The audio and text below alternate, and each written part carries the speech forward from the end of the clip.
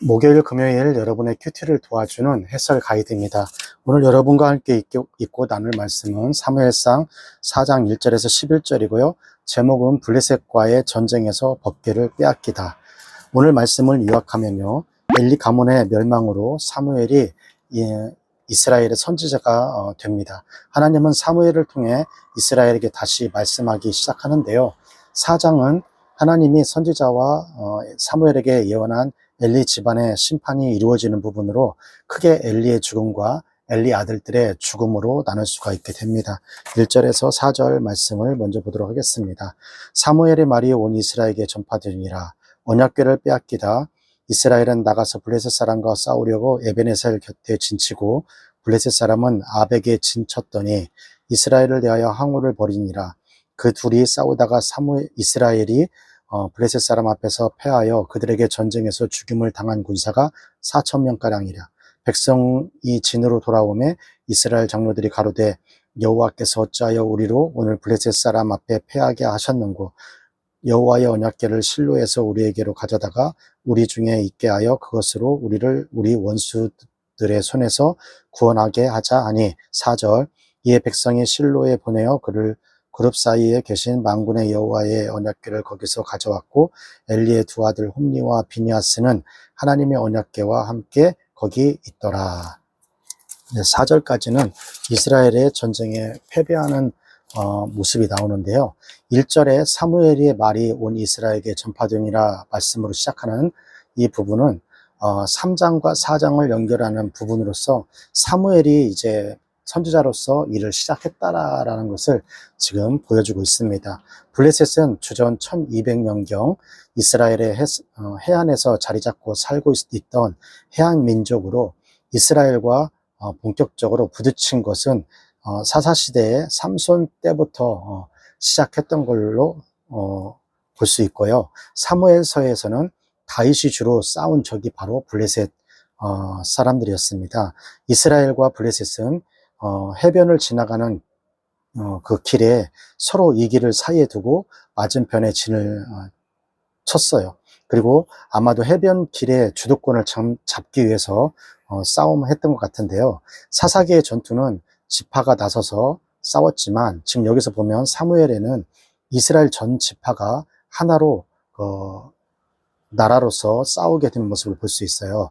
사무엘서가 이스라엘 나라가 통일된 나라로 전제하고 있다는 것이죠. 이 전쟁의 이야기는 간단한데요. 블레셋과 이스라엘의 전투로 이스라엘이 4,000명이 죽었다는 것이죠.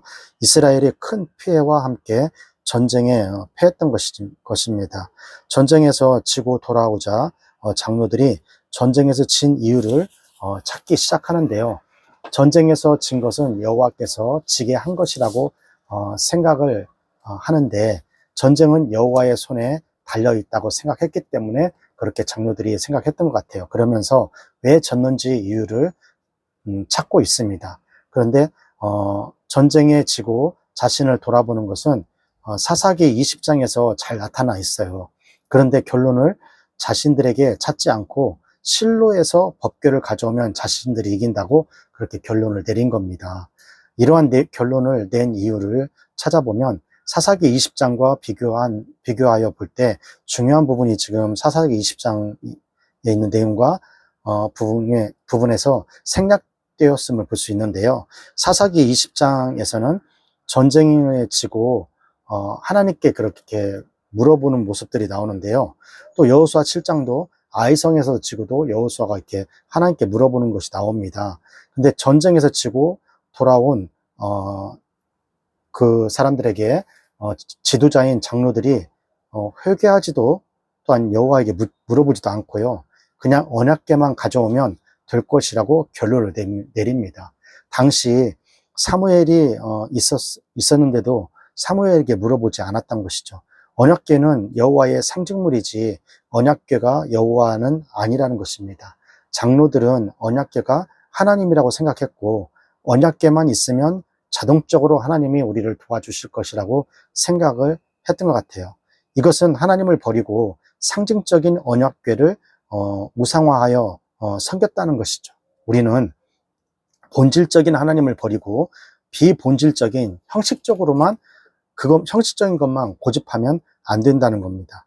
장로들이 결정하기 전 언약궤를 실로에서 전쟁터에 가져옵니다.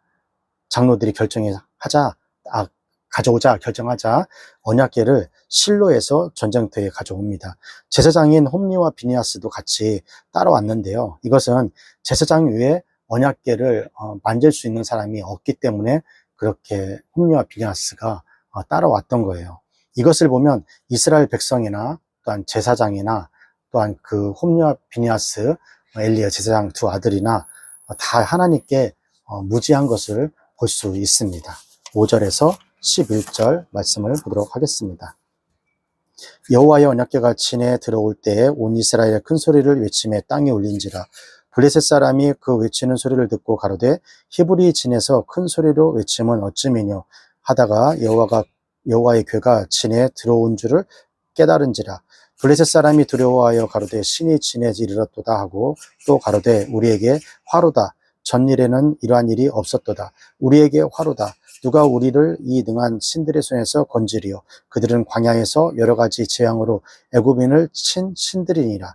너희 블레셋 사람들이 강하게 되며 대장부가 되어라.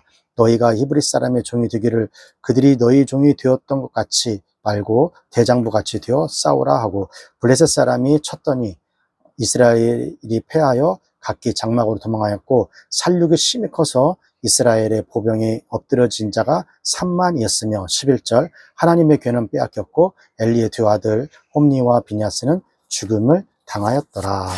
자, 5절에서 11절까지 말씀은 언약궤를 본 이스라엘 백성과 블레셋의 반응입니다. 언약궤를 보고 땅이 울리도록 함성을 질렀어요. 이스라엘 백성들이.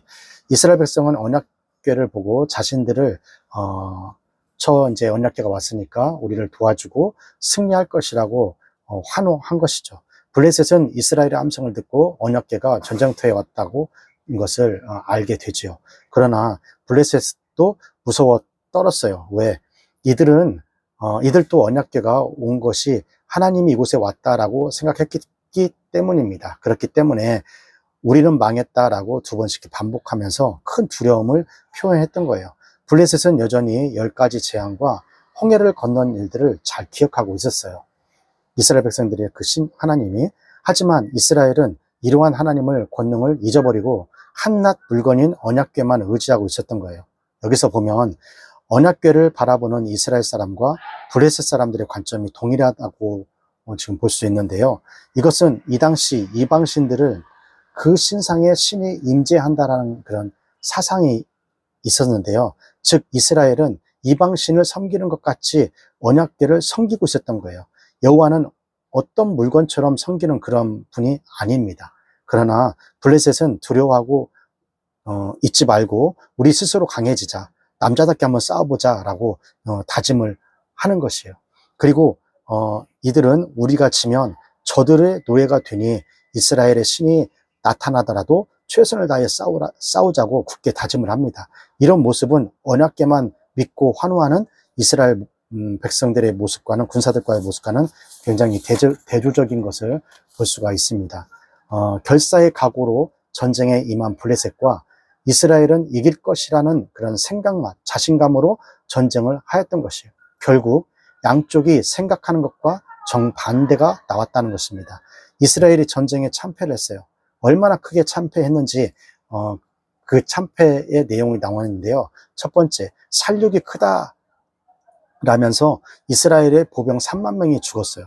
이전에 죽은 4천 명에 비해서 엄청난 참극이 일어난 것이죠. 두 번째, 하나님의 언약궤를 뺏기는 초유의 사태가 일어난 겁니다. 이스라엘은 바벨론이 망하기까지 언약궤를 뺏긴 적이 없어요. 그런데 이스라엘의 잘못된 섬김을 알리기 위해 여호와의 이름을 훼손되더라도 하나님께서 언약궤를 블레셋 손에 넘겼던 것이죠. 세 번째, 홈리와 비느하스가 죽어요. 여기서 이들은 전쟁에서 죽음으로 홈리와 비느하스가 죽을 것이라고 말한 그 증표가 이 전쟁에서 홈리와 비냐스가 죽음으로 인해서 그 증표가 됐다는 것이죠. 엘리의 가문이 저주를 받기 이제 시작하는 것입니다. 하나님 말씀대로. 자, 여기까지가 사무엘상 4장 1절에서 11절 말씀이 되겠고요. 오늘 말씀을 통해서 우리는 무엇을 묵상하고 또 무엇을 적용해야 할까요? 첫 번째, 하나님을 이용하려는 자들은 결국 스스로 망한다는 것을 망하는 것을 선택한 것입니다 라는 거예요. 이스라엘이 언약궤를 앞세웠지만 참패를 당하고 맙니다. 언약궤와는 달리 블레셋은 더욱 그 전쟁에 그 언약궤가 들어왔다는 이유로 용기를 얻게 되는 그런 결과가 지금 나타나고 있어요. 하나님은 하나님보다 물건을 앞세우는 이스라엘의 편에 서지 않고 그 이스라엘을 공격하는 블레셋 편에 하나님께서는 쓰셨던 거예요. 학생 여러분, 하나님을 이용하면서 살기보다는 하나님을 위하여서 사는 그런 우리 학생들이 되었으면 좋겠습니다. 오늘 하루가 그런 하루가 되기를 주님의 이름으로 축원합니다. 교육부 구호 힘있게 외치고요. 오늘 큐티 마치도록 하겠습니다. 교육부 구호 시작! 공부 잘해 남주자, 돈 많이 벌어 남주자, 은혜 많이 받아 남주자.